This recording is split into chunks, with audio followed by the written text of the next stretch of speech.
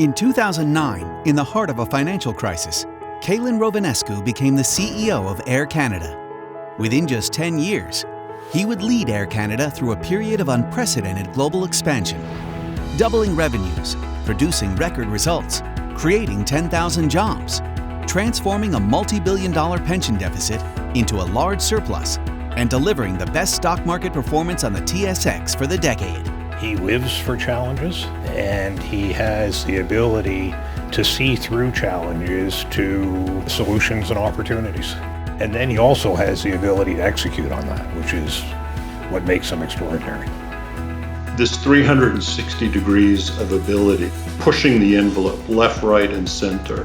This is not just an airline talent. This is a business talent, a person that could be plugged into virtually any business situation one can contemplate, and he would be successful. Calin is always the smartest person in the room. It can be the toughest circumstances, and within 5-10 minutes, he's got the room read and he figures out how he's going to get a win-win situation and get everybody on board to see how there is a solution for everyone. He has managed to make the airline all the more successful in a very difficult industry at a hugely challenging time. He's a brilliant business person as he was a brilliant lawyer.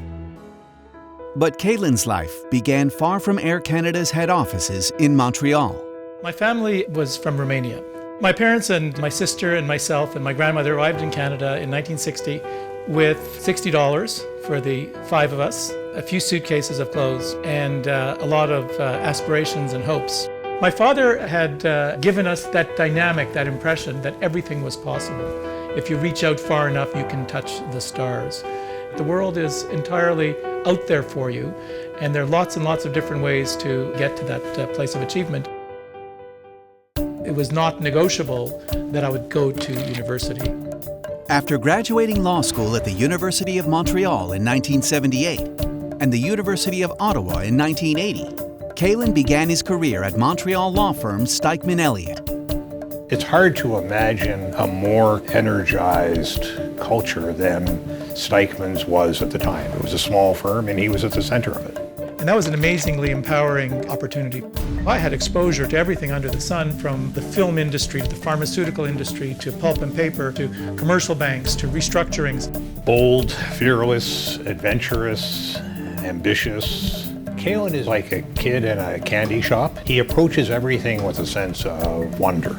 It was just a rich, rich, rich opportunity to understand many, many different businesses, meet people throughout Canada and throughout the United States.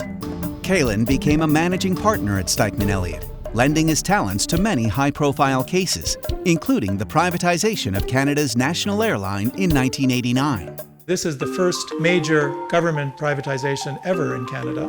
So I established, in those days, very close relations with the leadership of Air Canada.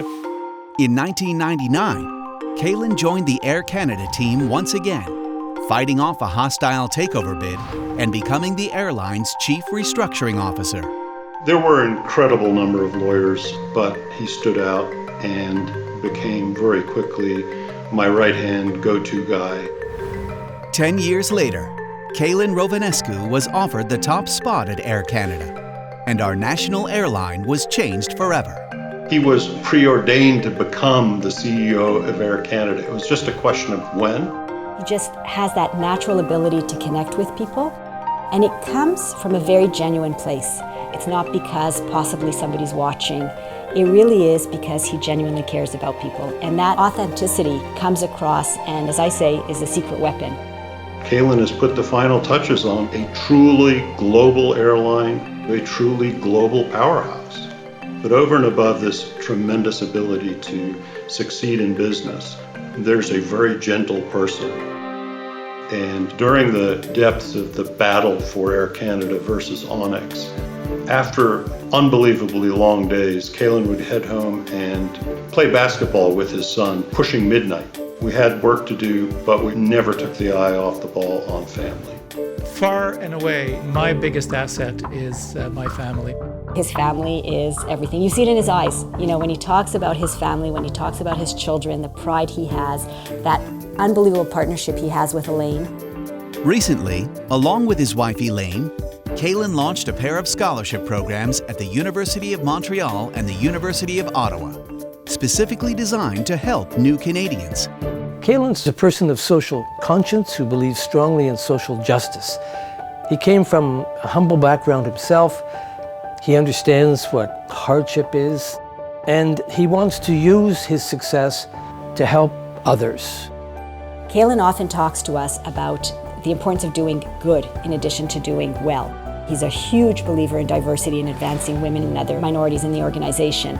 So I've learned a ton on the business side from him, but I've also learned, most importantly, how to be a good person. The biggest achievement coming out of this past decade is the changed culture. This is a company that I have had a long love affair with. And so something that's extremely meaningful to me. And the people of Air Canada are extremely meaningful to me. Please welcome Calin Rovinescu, inductee as companion to the Order of the Canadian Business Hall of Fame.